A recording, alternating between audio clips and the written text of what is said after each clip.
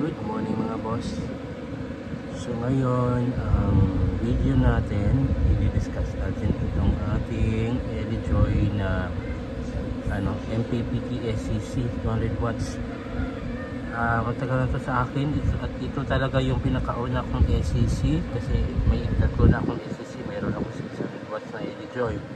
Meron din akong SRNA 40 amps.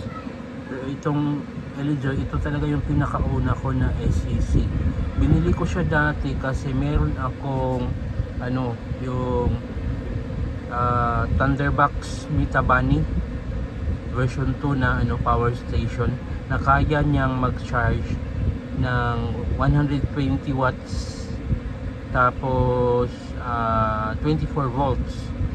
So since yung kasamang kasi yung niya, wala siyang built-in na MPPT SCC, parang PWM yata yung nasa loob niya. So kahit yung nilagay kong yung una kong panel, yung 160 watts na buska, isang piraso, pag isaksak ko siya, since hindi nga siya MPPT, mahina siyang mag-charge, nasa nasa mga 50-60 watts, ganun. Nahihinaan ako. Dapat kasi 120 watts kasi 160 watts nga yung panel, pero mga 50 to 60 watts lang kahit mainit talaga or tutok yung araw. So ang ginawa ko, bumili ako nito kasi ito, imbis na yung yung Buska 160 watts direkta papunta doon sa Thunderbox V2 na power station, ang ginawa ko, dito muna dadaan. Tapos since ito step up kasi ito, 200 watts step up. So ang ginagawa ko, ang output na nilalagay ko sa settings, kasi nasiset yung settings ito kung anong output ang gusto. Sa ngayon, since 24 volts yung battery natin ginagamit, 28.8 yung output na ginamit natin.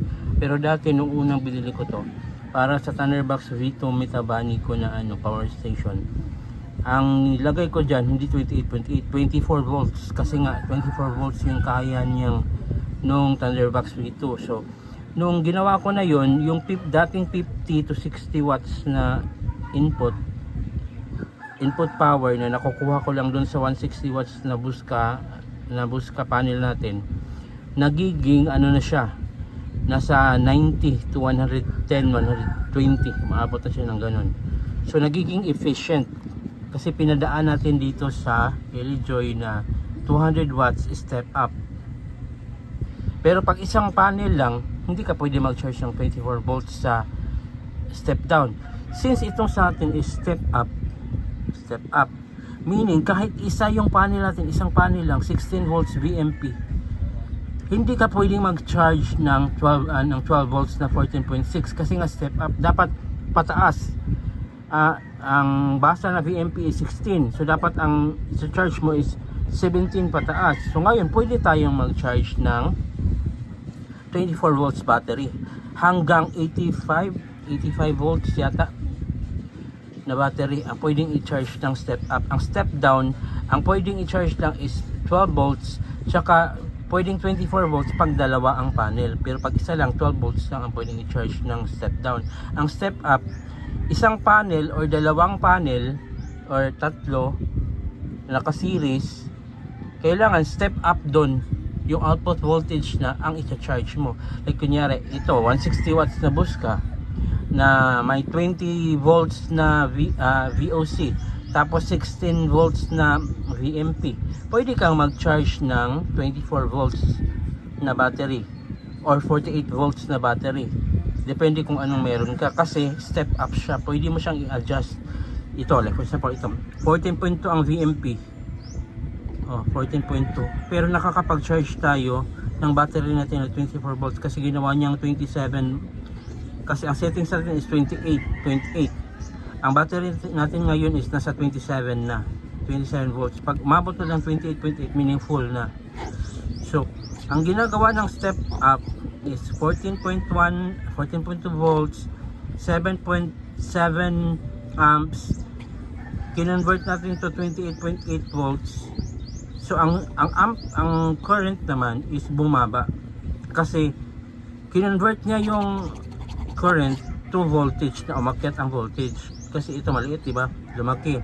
Ito malaki. Bumaba. Lumiit. Kasi convert niya into voltage. Yun ang step up. Yun ang kagandahan ng step up na LJoy. So kung meron kayong 24 volts na battery at meron kayong, like kunyari maliit lang ni system, 24 volts battery pero 20 Ah lang yung ano nyo, yung capacity ng battery, 20 Ah kasi maliit lang ng system. Tapos meron kayong kunyari 100 watts na panel, pwede kayong mag-charge, pwede kayong maka 24 volt system kung ito ang gamit nyo, kasi pwede nyo i-charge yung 24 volts na battery gamit ang 200 watts step up na LJoy na to. So yun ang kagandahan nito. Pero pag dalawa na yung nilagay nyo din, kunyari dalawa 28, magiging 28.8. So ang pwede mong i-charge is 48 volts kasi hindi siya pwedeng pwede siyang 24 volts yata. Hindi ko na try kasi magdalawa dito, magdalawang panel. Pero yun, dapat paakyat. Ang step down naman is pababa. Kung ang basa ng ito, ang basa na VMP is kunyari 20 volts or 30 volts, pwede mo siyang babaan to 14.6 volts or 28.8 volts ganon. So yun yung step down. Ang step up, paakyat. So yun lang mga boss, in-explain ko lang yung difference ng step up at step down. Ang step up, pwede kang mag-charge ng 24 volts hanggang 85 volts. Ang alam ko is 85 volts na battery. Ang step down, pwede kang mag-charge ng 24 volts at saka 12 volts na battery. Kung gusto niyo ng LJoy na MPPT ACC, ayaw niyo ng ganitong SRNE. Tapos kasi maliit lang pero naka 24 volts kayo, ito yung kunin nyo. Step up LJoy 200 watts. So pwede din 400, kasi dalawa to may 200 watts ito. Pero din 400 watts.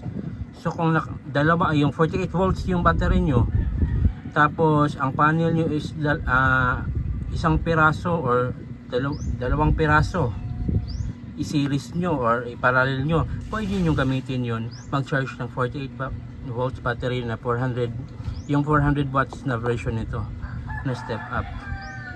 So pwede yun sa 48 volts na battery. Kahit ito pwede sa 48 volts na battery, pero 200 watts lang ang maximum.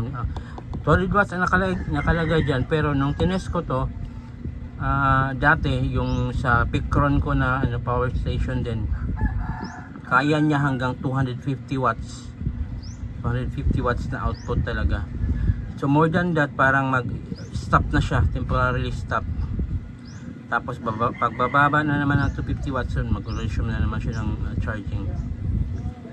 So yun ang difference ng LJoy step up at saka step down. Itong sa atin, LJoy step up 200 watts, MPPT SEC yan, solar charge controller. So yun lang mga boss, update lang. Ilano ko lang kasi ito, matagal ko na to pero hindi ko pa siya nagawan ng explanation na gano'n. So para dun sa mga nagtataka, ano ang difference ng step up at step down ng LJoy? Bakit, di ba sa variation makikita nyo dun pag bibili kayo. So hanggang sa muli, dito na lang muna tayo ngayon mga boss. Have a great day. Maaraw ngayon, malakas ang sinos ng araw, so sana maka-full tayo ng battery. Ito pala yung inverter natin na 1 solar 3 kilowatts toroidal. Inverter lang talaga siya, wala siyang built-in MPPT ACC kasi ayoko yung hybrid na magkasama. Kasi based on my personal research, mas tumatagal kasi yung inverter pag inverter lang talaga siya, wala siyang built-in na ACC MPPT. So yun, oras na, time check, 9:53 in the morning, October 5. So hanggang sa muli, dito na lang muna tayo sa ngayon mga boss. God bless us all. Ingat kayo palagi. Great day.